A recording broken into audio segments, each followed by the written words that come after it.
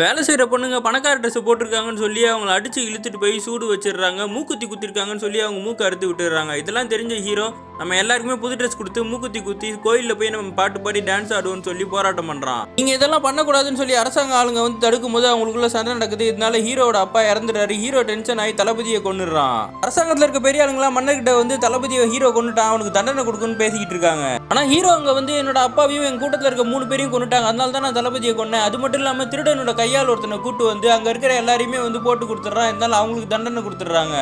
அரசாங்கத்தில் இருக்க இன்னும் சில பேர் பயந்துகிட்டு இருக்காங்க மாட்டிட போறோமோன்னு. அதனால அவங்க எல்லாருமே ஒண்ணு கூடி ஹீரோவை கொல்றதுக்காக பிளான் பண்றாங்க. ஹீரோவும் அவங்க மக்களுக்காக கட்டின கோயிலில் பூஜை எல்லாம் முடிச்சுட்டு நைட்டு கதகளி டான்ஸை பார்த்துட்டு நைட்டு ஊருக்கு கிளம்புறதுக்காக போட்ல கிளம்புறான். ஆனா இவங்க எல்லாருமே சேர்ந்து ஒரு கையால ரெடி பண்ணி ஹீரோ குடிக்கிற இளநீலையும் அவங்க ஆளுங்க குடிக்கிற இளநீலையும் விஷத்தை கலந்து வச்சிடறாங்க. ஹீரோவோட கப்பலுக்கு நைட்டு கொல்றதுக்கு எல்லா எதிரிங்களும் வராங்க. ஆனா ஹீரோ அவங்க எல்லாருமே அடிச்சு அவங்க எல்லாருமே கொண்டுறான். ஆனா இவன் விஷம் சாப்பிட்டதுனால இவனும் அந்த போட்லயே இறந்து போயிடுறான். எல்லாருக்கும் இந்த நியூஸ் தெரிஞ்சிருது. ஹீரோவோட வீட்டு வாசல்ல நின்று மொத்த கிராமமே அழுதுகிட்டு இருக்காங்க. ஹீரோக்கு அப்புறம் முக்கியமான ஆளா இருந்த ஒரு பொண்ணை அரசாங்க ஆளுங்கெல்லாம் கட்டி போட்டு அடிக்கிறாங்க. ஊர்ல இருக்க பொம்பளைங்கலாம் உன்னாலதான் மாரில துணி கட்ட அலையிறாங்க, நீ அதுக்கு வரி கட்டணும், உன் துணியும் அவுக்கணும்னு சொல்லி கேட்கறாங்க. ஆனா அந்த பொண்ணு ஒத்துக்க மாட்டேங்கிறா. பொண்ணோட அப்பாவையும் கட்டி போட்டு அடிச்ச உடனே அந்த பொண்ணை வரி கட்ட ஒத்துக்கிறா. கத்தி எடுத்துட்டு வந்து தன்னோட மார்பகத்தையே அறுத்து அதை வரியா கொடுத்து அந்த இடத்துல விழுந்து இறந்து போயிடுறா. அந்த பொண்ணோட பாடியை அங்கேயே வச்சு எரிச்சிடுறாங்க.